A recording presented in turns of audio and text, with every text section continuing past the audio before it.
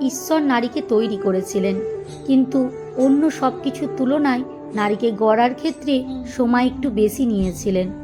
এই কালো বিলম্ব দেখে এক দেবদূত জিজ্ঞেস করে বসলেন, হে ঈশ্বর, আপনি নারীর বেলায় এত সময় নিলেন কেন?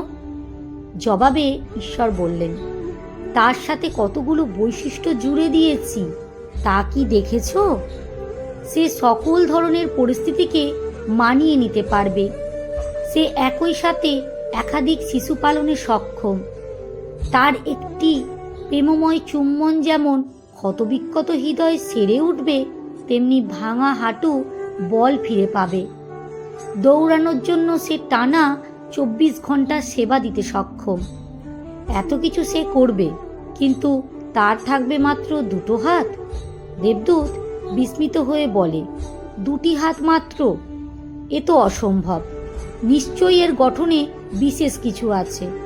দেবদূত এবার নারী অবয়বের কাছে গেল, স্পর্শ করে দেখল। কিন্তু হে ঈশ্বর, আপনি তো একে নরম কোমল করে বানিয়েছ। হ্যাঁ, সে কোমল, কিন্তু আমি তাকে শক্তপোক্ত করে গড়েছি। এমনকি তুমি ধারণাও করতে পারবে না তার সহ্য সীমা কতখানি।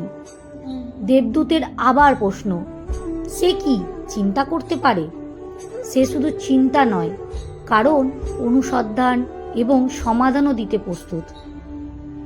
দেবদূত নারী অবয়বটিকে আরও ভালো করে পরখ করে দেখল। ঈশ্বর, এ তো ছিদ্রযুক্ত।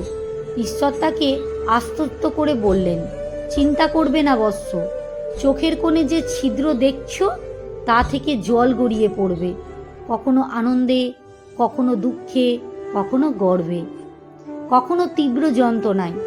বক্ষ বরাবর যে ছিদ্র যুগল দেখছ তা অমীয় ধারা, যা পান করে প্রজন্মের পর প্রজন্ম বেড়ে উঠবে। আর নিচে যে গিরিপথ দেখছ, সেখানে রেখেছি হিমালয় সমান রহস্য। দেবদূত এবার অভিভূত। ঈশ্বর, আপনি সত্যিই গুণী। এত কিছু এই একের মধ্যে সাজিয়ে দিয়েছেন। একজন নারী তবে বিস্ময়কর বিষয়। হ্যাঁ, অবশ্যই নারী বিস্ময়, এবং তার ভালোবাসা হবে নিঃস্বার্থ। দেবদূত তাহলে একজন নারীর সর্বদিক থেকে পরিপূর্ণ? ঈশ্বর, না, সে পরিপূর্ণ নয়। এরও একটা অপূর্ণতা আমি রেখে দিয়েছি, আর তা হলো সে প্রতিদানে চাইতে জানবে না। লেখা সংগৃহীত। পাঠে অঞ্জু বিশ্বাস। ভালো লাগলে লাইক করবেন।